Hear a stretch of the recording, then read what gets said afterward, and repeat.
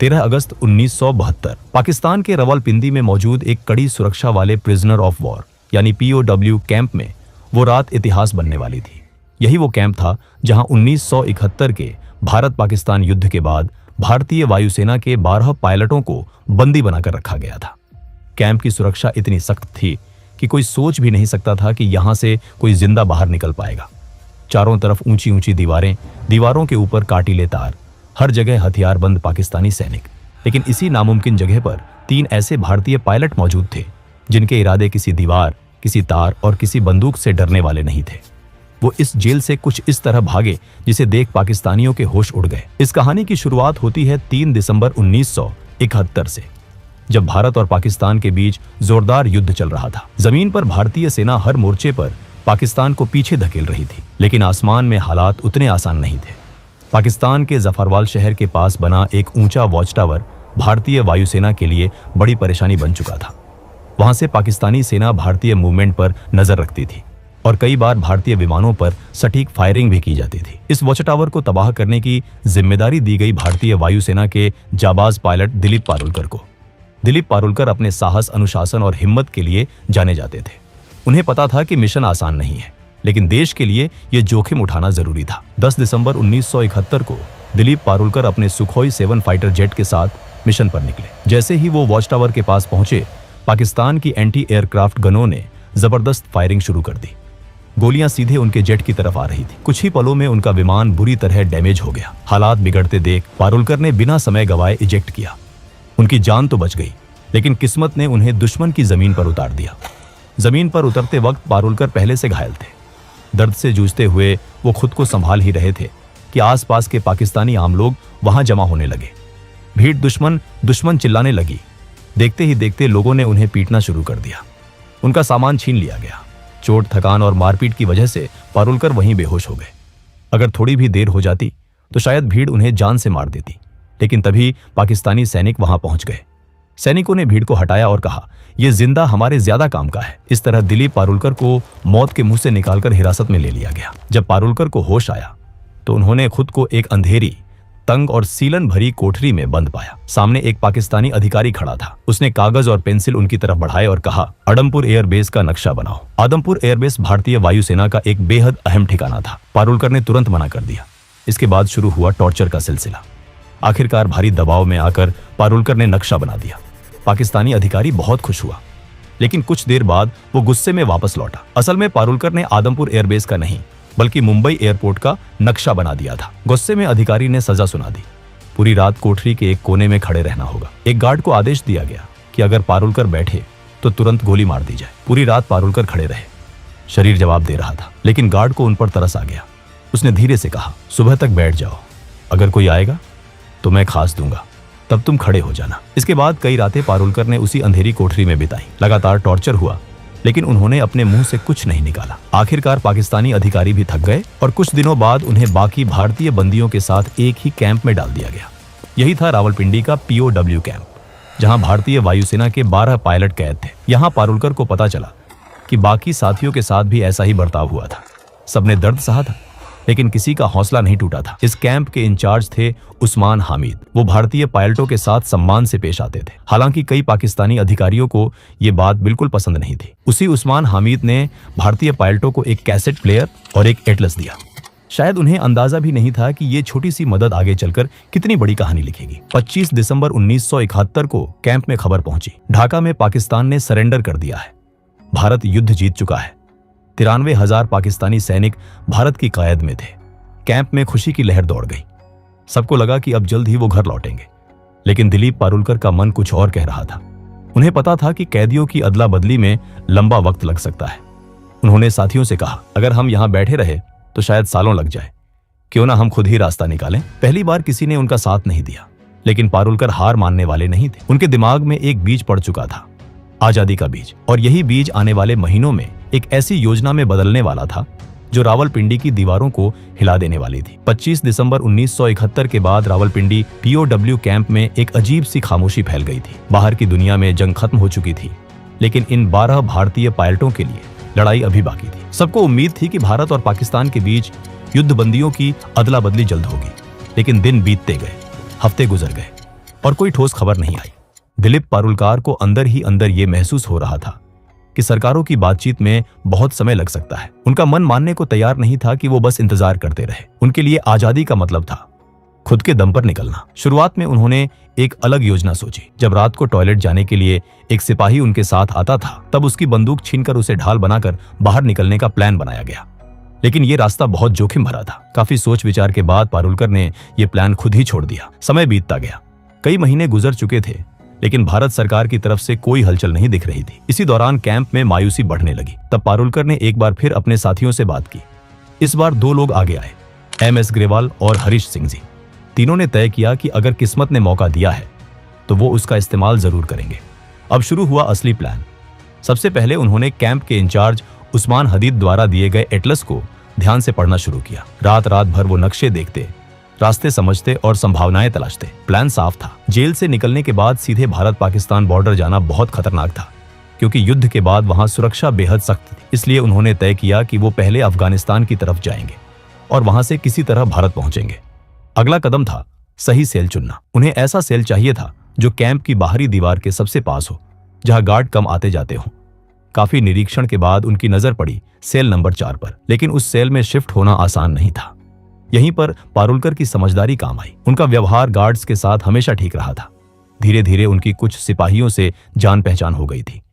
उसी का फायदा उठाकर उन्होंने रिक्वेस्ट डाली और आखिरकार पारुलकर, ग्रेवाल और हरीश सिंह जी को सेल नंबर 4 में शिफ्ट कर दिया गया। इस सेल में पहले से एक और भारतीय पायलट मौजूद थे, विद्याधर शंकर चाटी। चाटी भागने के प्लान में शामिल नहीं होना चाहते थे, लेकिन वो इन तीनों की मदद करने को तैयार थे और यही मदद आगे चलकर बेहद अहम साबित होने वाली थी। अब असली चुनौती थी दीवार में सुरंग बनाना।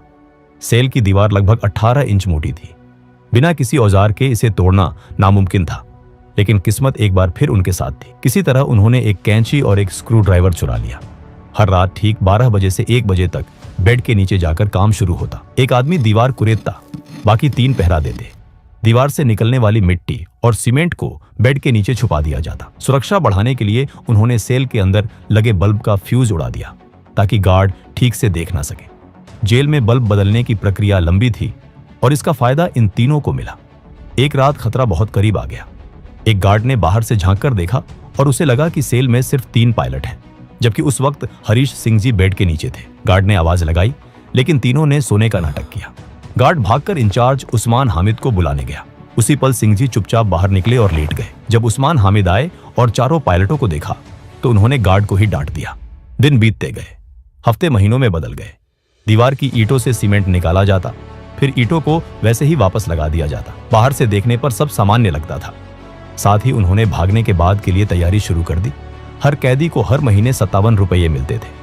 इन्हीं पैसों से तीनों ने ड्राई फ्रूट्स, कंडेंस्ड मिल्क और जरूरी सामान इकट्ठा किया। उन्हें पता था कि जेल से बाहर निकलने के बाद जिंदगी और भी कठिन होने वाली है। दिशा जानने के लिए उन्हें कंपास चाहिए था। उन्होंने कैसेट प्लेयर के मैग्नेट और कपड़े सिलने वाली सुई से जुगाड़ू कंपास बनाया। पारुलकर को घर से जो कपड़े मिले थे, उनसे जेल के टेलर को पैसे देकर तीनों के लिए पठानी सूट सिलवाए गए, ताकि बाहर निकलने के बाद वो आम लोगों में घुल मिल सके। धीरे धीरे दीवार का छेद इतना बड़ा हो गया कि एक इंसान उसमें से निकल सके। आखिरी परत, जो कि सिर्फ प्लास्टर था, उसे जानबूझकर छोड़ी गई ताकि भागने वाली रात उसे आसानी से तोड़ा जा सके। 13 अगस्त 1972 की रात रावलपिंडी POW कैंप के ऊपर काले बादल छाए हुए थे। तेज हवा चल रही थी और थोड़ी ही देर में मूसलाधार बारिश शुरू हो गई। यही वो रात थी जिसका इंतजार दिलीप पारुलकर, MS ग्रेवाल और हरीश सिंह जी महीनों से कर रहे थे। तीनों ने अपने पठानी सूट पहने, ड्राई फ्रूट्स, कंडेंस्ड मिल्क, जुगाड़ से बना कंपास और थोड़े पैसे अपने पास रखे। जाने से पहले उन्होंने अपने साथी विद्याधर शंकर चाटी को गले लगाया।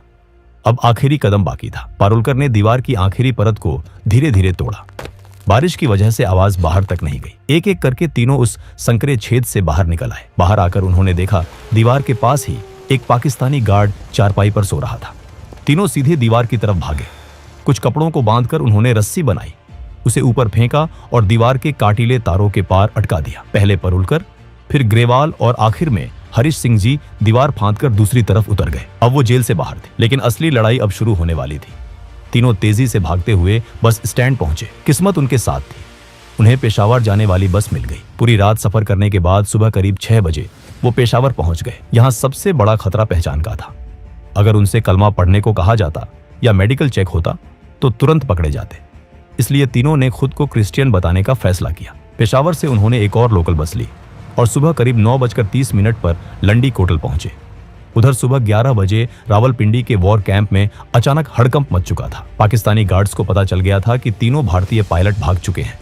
जब गार्ड्स उनके सेल में पहुंचे और दीवार में बना वो बड़ा सा सुराख देखा तो कुछ पल के लिए सब सन्न रह गए। किसी को यकीन ही नहीं हो रहा था कि इतनी कड़ी सुरक्षा के बावजूद ये नामुमकिन काम हो गया। गार्ड्स गुस्से से तमतमा उठे। उन्हें लगा कि अगर सीनियर अफसरों को सच्चाई पता चली तो सजा उन्हीं को मिलेगी। इसी गुस्से और डर में उन्होंने सोचा कि विद्याधर शंकर चाटी, जिन्होंने इन तीनों की मदद की थी, उन्हें गोली मार दी जाए। फिर सीनियर्स को यह बताया जाए कि चाटी भी भागने की कोशिश कर रहे थे, इसलिए मजबूरी में उन्हें मारना पड़ा। लेकिन सीनियर अफसरों को जल्दी ही साफ जानकारी मिल गई कि असल में कितने कैदी भागे हैं। इसी वजह से गार्ड्स चाटी को मारने की हिम्मत नहीं कर पाए। उधर जेल से दूर निकल चुके तीनों पायलटों के सामने अगली सबसे बड़ी चुनौती खड़ी थी। अब उन्हें अफगानिस्तान में दाखिल होने के लिए तोरखम बॉर्डर पार करना था, जो वहां से सिर्फ 5 किलोमीटर दूर था। दूरी कम थी, लेकिन सबसे बड़ी समस्या यह थी कि उन्हें रास्ता बिल्कुल नहीं पता था। उन्होंने अपने पास मौजूद एटलस में देखा कि तोरखम बॉर्डर के पास एक जगह दिखाई गई थी, लंडी खाना रेलवे स्टेशन।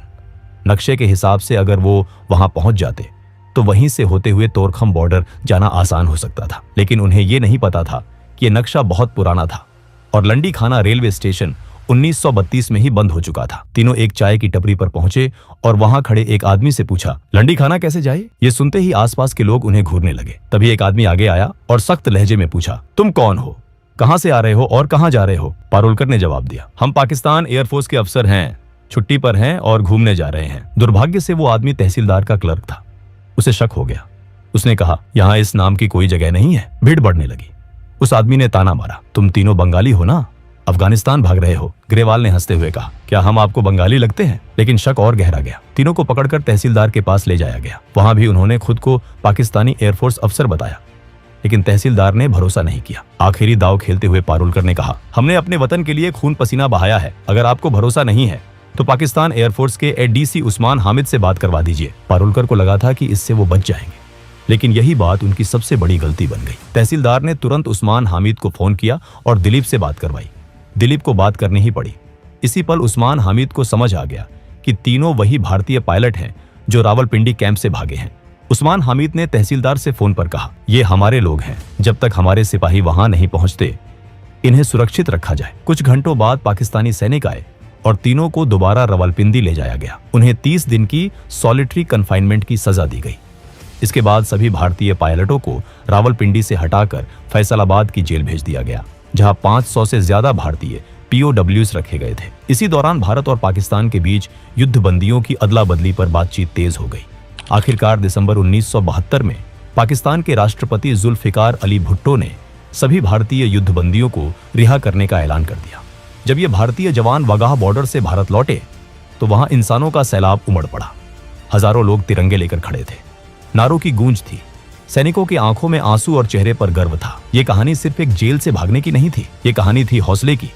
ये कहानी थी उस जज्बे की जो सलाखों के पीछे भी आजाद रहना जानता है। और रावलपिंडी की वो दीवारें आज भी शायद याद करती होंगी कि कभी 3 भारतीय पायलट उन्हें चकमा देकर निकल गए थे। दोस्तों, अगर वीडियो पसंद आया हो तो वीडियो को एक लाइक जरूर करें और चैनल को भी सब्सक्राइब जरूर करें। हम ऐसे ही वीडियो हर हफ्ते लाते रहेंगे। तब तक के लिए जय हिंद।